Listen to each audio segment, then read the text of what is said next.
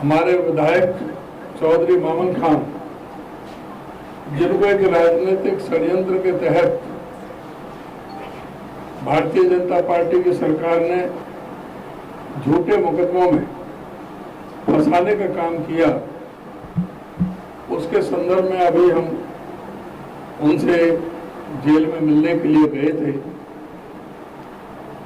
और सभी चर्चा की थी।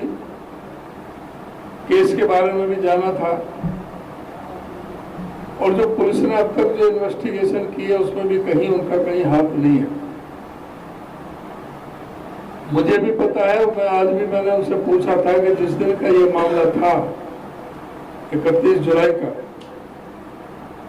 उस दिन वो हुड्डा साहब के पास थे दिल्ली में, उनके पिताजी मेदांता में दाखिल थे, वहां पर वो गए हुए थे। वो तो यहाँ पर इस इलाके में जिले में ही नहीं थे, नू में। लेकिन उसके बावजूद भी उनको एक चार झूठे मुकदमे उन पर लगाए गए। लेकिन हमें अपनी न्यायिक व्यवस्था पर पूरा भरोसा है कि हमें सबको उन्हें न्याय मिलेगा। और क्योंकि उनका कहीं कोई दोष साबित नहीं होता है, जिस तरह से उन्होंने बात रखी थी, वो जो विधानसभा में जो बात कही गई थी मोनू मानेसर को लेकर के, उसी को लेकर के भारतीय जनता पार्टी उनसे बदला लेना चाहती थी और उनको इन मामलों में फंसाया गया। हमने पहले भी प्रयास किया था, कर्फ्यू लगा हुआ था, कई दिन परमिशन नहीं मिली।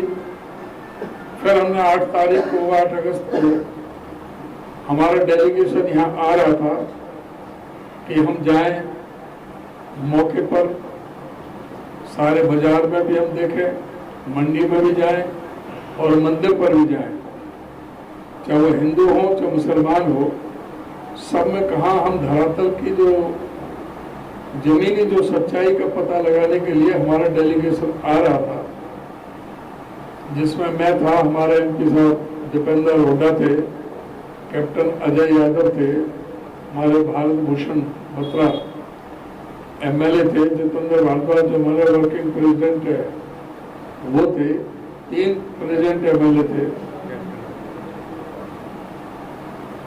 राव दान सिंह एमएलए महेंद्रगढ़ वो भी थे, कैप्टन अजय यादव थे ही। तो हम सभी लोग आ रहे थे, लेकिन रेवासन के पास जहाँ ये IMT है, जहाँ KF के ऊपर से जा रहा, वहां पर भारी पुलिस बल वहां पर तैनात था और उन्होंने पूरी तरह से रोक दिया कि आप को अलाउ नहीं किया जा सकता। अभी हम शांति व्यवस्था कायम कर रहे हैं, उसके बाद में देखेंगे, अभी हम नहीं जाने देंगे।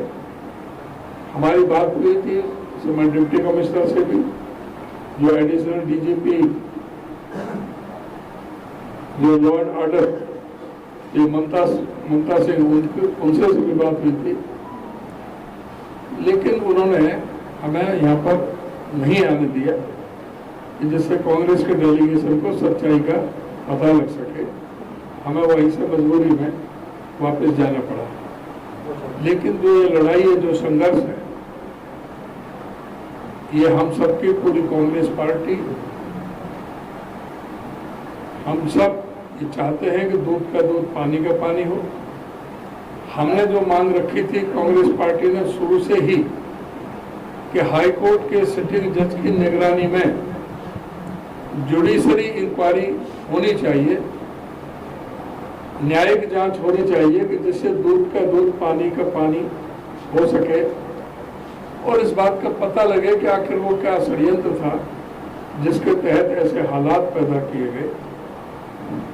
जब CID इंस्पेक्टर विश्वजीत सिंह उसने भी रिपोर्ट दी थी कि यहाँ पर मोनू मानेसर, बिट्टू बजरंगी के और कुछ मोहम्मद लड़कों के वीडियो वायरल हो रहे हैं, यहाँ पर कानून व्यवस्था बिगड़ सकती है, तो जो यात्रा आ रही है उसको पर्याप्त तो सुरक्षा व्यवस्था दी जाए, तो वो सुरक्षा व्यवस्था सरकार के द्वारा क्यों नहीं दी गई, प्रश्न यह उठता है।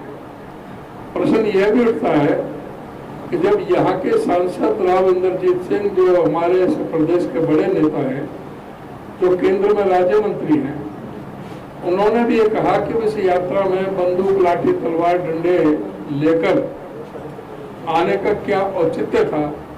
अगर ये आ रहे थे तो फिर पुलिस व्यवस्था क्यों नहीं की गई। अब ये पुलिस की जो पर्याप्त व्यवस्था करने का काम सरकार थी, ये सरकार की विफलता थी। और अफसोस इस बात का कि अनिल विज पहले दिन कहता है कि मानो मानेसर का कोई दोष नहीं, अगले दिन कहता है कि हाँ 2 FIR उसके पास है, उससे अगले दिन कहता है कि मुझे तो पता ही 3:30 बजे चला, जबकि झगड़ा सुबह 10-11 बजे का था। और ये तो जो वो कह रहा है कि 3:30 बजे पता लगा, जबकि दोपहर का ही झगड़ा था, सबसे पहले वहां जानी चाहिए थी। अब CID महकमा मुख्यमंत्री के पास है, मुख्यमंत्री कहता है कि मैं सभी को सुरक्षा प्रदान नहीं कर सकता। जो एक सरकार का प्रथम दायित्व है कि भाई हरियाणा प्रदेश के प्रत्येक नागरिक की सुरक्षा का दायित्व है, वहाँ मुख्यमंत्री कहता है कि मैं ये दायित्व निभाने में असफल हूँ, मैं दायित्व नहीं निभा सकता, मैं प्रत्येक व्यक्ति को सुरक्षा नहीं दे सकता। तो मुख्यमंत्री क्यों कुर्सी पर बैठे हुए जब तुम इसके काबिल नहीं, जब तुम पर्याप्त सुरक्षा प्रदान नहीं कर सकते तो फिर क्यों बैठे हुए कुर्सी पर, क्यों छुप के बैठे हुए। तो इस तरह से इन लोगों ने सारी एक मजाक बनाने का ये काम किया। और ऐसा लगता है कि ये सुनियोजित कोई साजिश थी, या मेवात में इस तरह का, जहां 75 साल से इतना प्रेम प्यार भाईचारा आपस में मजबूती से बना हुआ, कहीं भी कोई चाहे 84 कोस की परिक्रमा में जो मोहम्मदनगाम आते हों, चाहे यहाँ से भी जब ये कोई यात्रा निकालते रहे हैं, या यहाँ से भी कोई कांवड़ वाले जाते हैं, उनके लिए जगह जगह कैंप लगाते रहते हैं। कभी हिंदू मुसलमान का कभी विवाद नहीं हुआ, चाहे कहीं भी हिंदुस्तान में हो गया, लेकिन मेवात के अंदर नहीं हुआ। यहाँ मेवात में क्या ये साजिश थी कि राजस्थान का चुनाव और मध्य प्रदेश और छत्तीसगढ़ में चुनाव आ रहा है, यहाँ पर ऐसे हालात पैदा किए जाएं कि जो पूरे देश में हिंदू और मुसलमान की जो ऐसे पेश कर दिया जाए कि जिससे कि सारे देश में भी ये लगे यहाँ पर। तो ये एक लगता है कि इसके पीछे बहुत बड़ा हाथ था। तो मैं समझता हूँ ये तो है, हमारी मांग है कि भाई इसकी न्यायिक जांच की जाए, लेकिन ये सरकार न्यायिक जांच से इसलिए भाग रही है कि कहीं न्यायिक जांच में इनका भंडाफोड़ ना हो जाए। भाई सरकार क्यों भाग रही है? जब हम सारा विपक्ष कह रहा है तो सरकार क्यों भाग रही है? सरकार का भागने का मतलब तो ये है कि वो नहीं चाहती कि भाई यहाँ पर पता चले इसका क्या ये क्या षड्यंत्र था, इसमें कौन कौन था। हम तो कहते हैं कोई भी व्यक्ति हो, हिंदू हो, मुसलमान हो, किसी जाति वर्ग धर्म और संप्रदाय के व्यक्ति हो, जो भी इस साजिश में शामिल है वो उसका चेहरा बेनकाब होना चाहिए, और वो चेहरा बेनकाब होगा न्यायिक जांच से। पुलिस की जांच तो जैसे चाहे वैसे करा दो। अभी मामन पे जो केस बनाया है, कोई मामन के खिलाफ कोई FIR नहीं, कोई कुछ नहीं, लेकिन वहाँ जो लड़के ऐसे जो पकड़े हैं उनमें से पता नहीं कितने निर्दोष हैं, उनसे पीट कर या किसी तरह से उन पर दबाव बना करके उनसे कहलवाया गया कि मैं मामन खां ने भेजा हूँ या मामन खां से मेरी बात नहीं है। ये तो जबरदस्ती उसको लपेटने का काम हुआ है, और न्यायिक जांच हो जाती है तो सारा मामला सामने आ जाएगा। इसलिए सरकार न्यायिक जांच से भाग रही है। हम आज भी मांग करते हैं कि सारे प्रकरण की न्यायिक जांच की जाए, जिससे दूध का दूध पानी का पानी हो सके। आपका कोई प्रश्न है तो